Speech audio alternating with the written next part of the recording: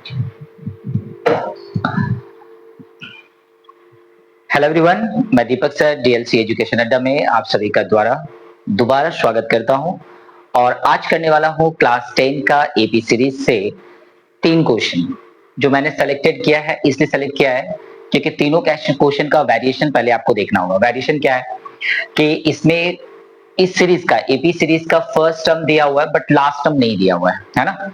Second terms में एक मैंने फ्रैक्शन वाला लिया है जिसमें कि सारे फर्स्ट टर्म जो है ना वो क्या है, फ्रैक्शन में है, यहाँ भी लास्ट टर्म नहीं है।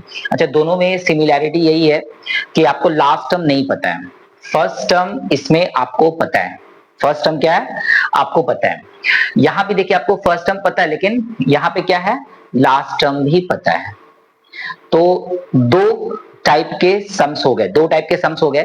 पहला सम्स क्या है कि जिसका आपका लास्ट टर्म नहीं पता है और दूसरा आपका लास्ट टर्म पता है। एपी सीरीज में जो जो जिन चीजों का हमें जरूरत पड़ता है वो सभी एक एक करके मुझे सॉल्व करने के लिए हमें निकालना होगा। सपोज सॉल्यूशन में यदि मैं जा रहा हूं, सॉल्यूशन नंबर 1 यदि मैं कर रहा हूं इसमें, है ना, तो इसमें से मुझे क्या दिख रहा है, ए दिख रहा है। ए का मतलब क्या होता है, फर्स्ट टर्म होता है। ए का मतलब फर्स्ट टर्म, तो फर्स्ट टर्म हमारा 2 दे दिया है।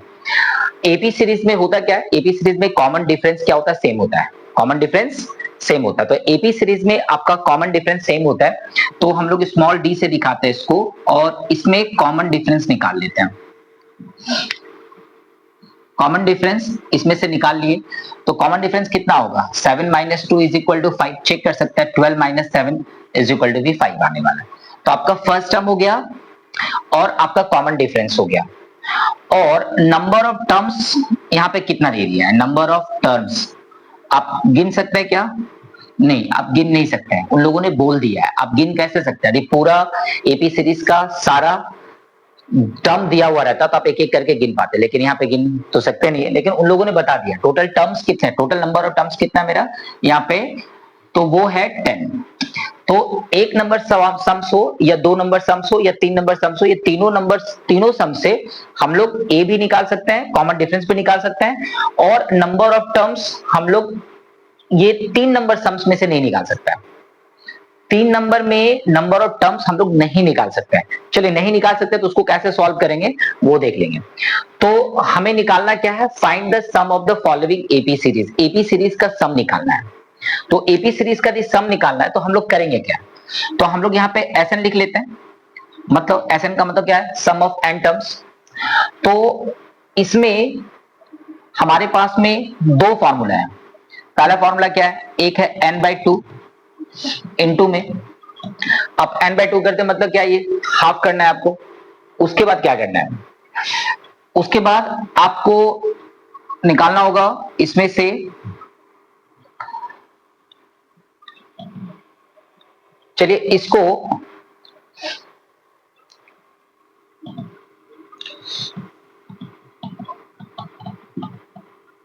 ये चेक करके देखना है क्या ये फॉर्मूला राइट है या रॉन्ग है।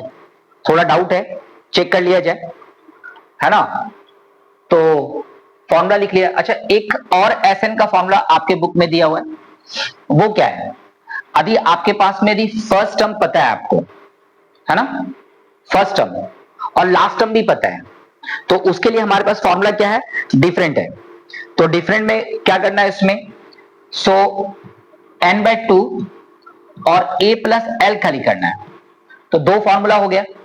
तो 2 फॉर्मूला यहाँ पे आपको चेक करना है, ये दोनों फॉर्मूला आपको लर्न होना चाहिए। यदि दोनों फॉर्मूला लर्न है तो ये दोनों फॉर्मूला के बारे में पहले जान लेते हैं। इस फर्स्ट वाला फॉर्मूला से हम लोग सॉल्व कब करते हैं, जब हमको लास्ट टर्म मालूम ही नहीं है।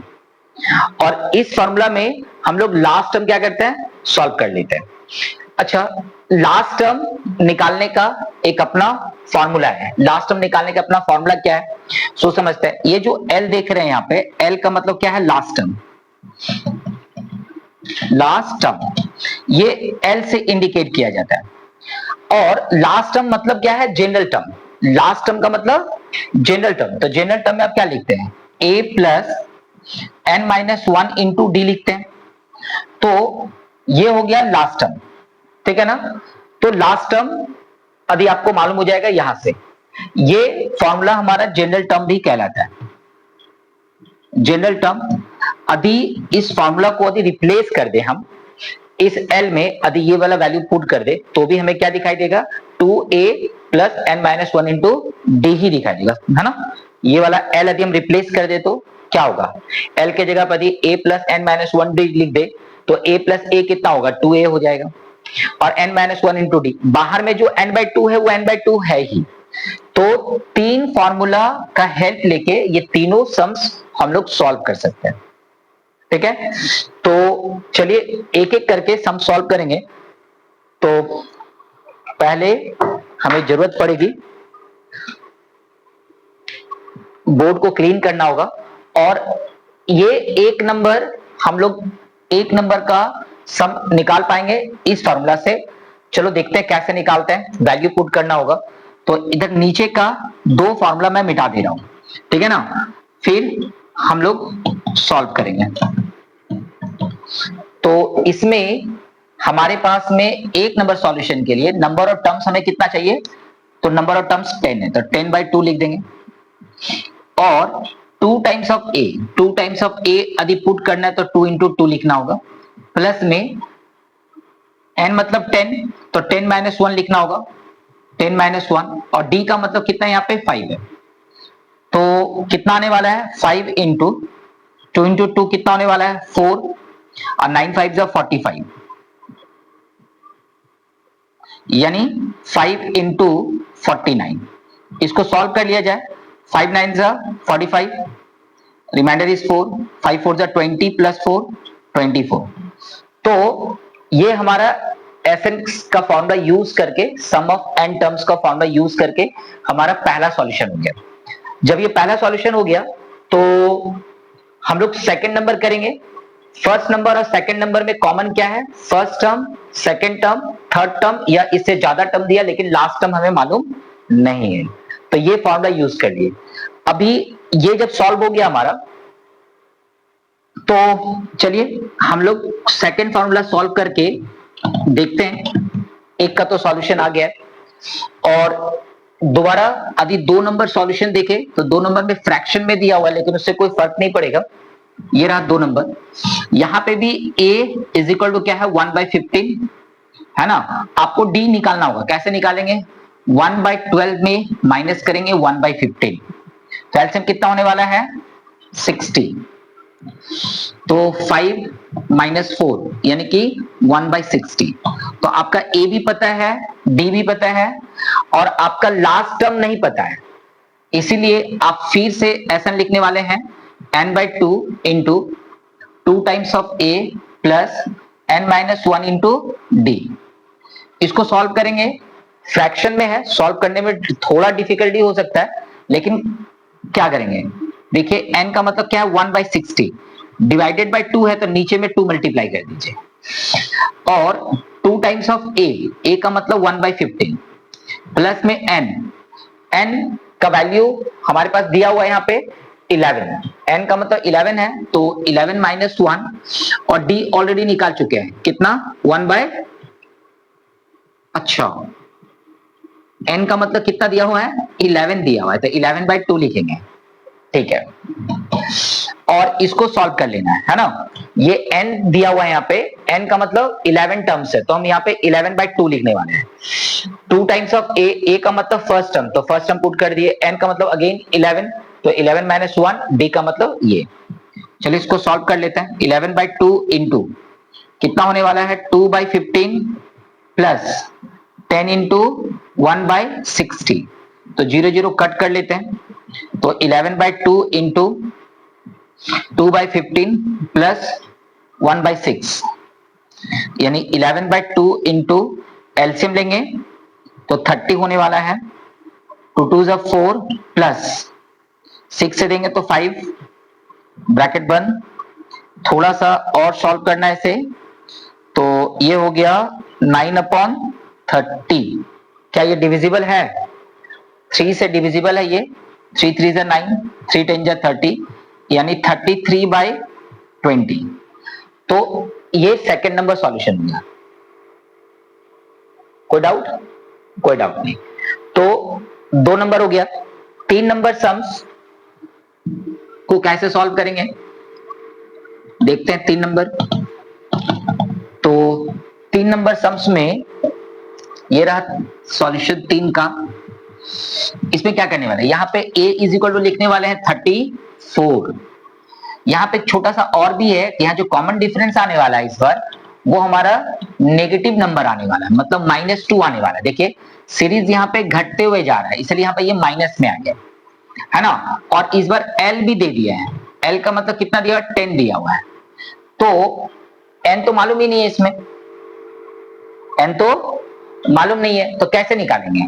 तो हम पहले क्या करेंगे, सॉरी यहाँ पे लास्ट टर्म दे दिया है, गिवन है ये एटीपी, लिख दीजिए ये गिवन है सम्स में। लास्ट टर्म हमारा दिया हुआ है, लास्ट टर्म का फॉर्मूला क्या होता है, a plus n minus 1 into d, है ना, is equal to 10। Last term का मतलब ही होता है जनरल टर्म, लास्ट टर्म का मतलब ही क्या होता है, जनरल टर्म। तो जनरल टर्म का फॉर्मूला पुट कर लिए।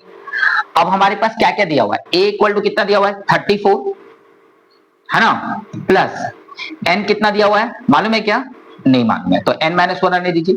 d मालूम है क्या, -2 दिया, तो -2 रहने दीजिए, इक्वल टू 10।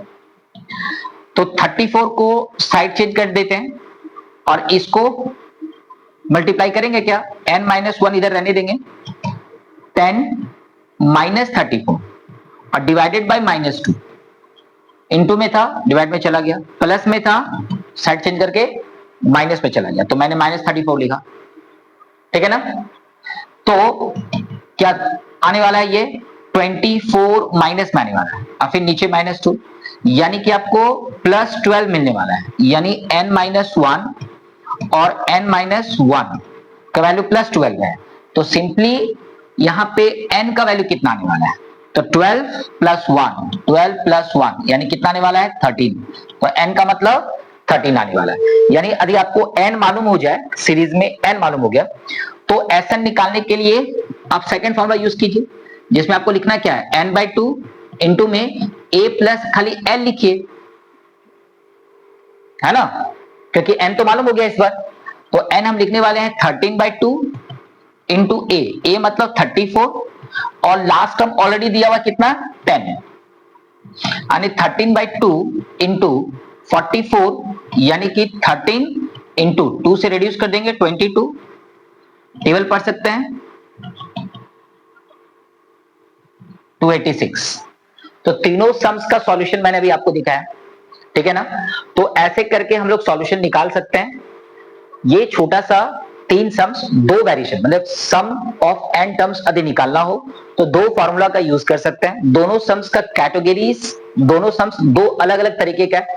एक में आपको लास्ट टर्म मालूम है और फर्स्ट टर्म भी मालूम है। लास्ट टर्म और फर्स्ट टर्म मालूम है तो आप नंबर ऑफ टर्म्स उसमें से निकाल सकते हैं, n का वैल्यू निकाल सकते हैं, और n का वैल्यू निकल जाए तो सेकंड फॉर्मूला से आप सॉल्व करके इजीली उसको कैलकुलेट कर सकते हैं, ठीक है। तो ये छोटा सा 3 सम्स एपी सीरीज का था। मिलते हैं नेक्स्ट वीडियो में। Thank you, bye bye.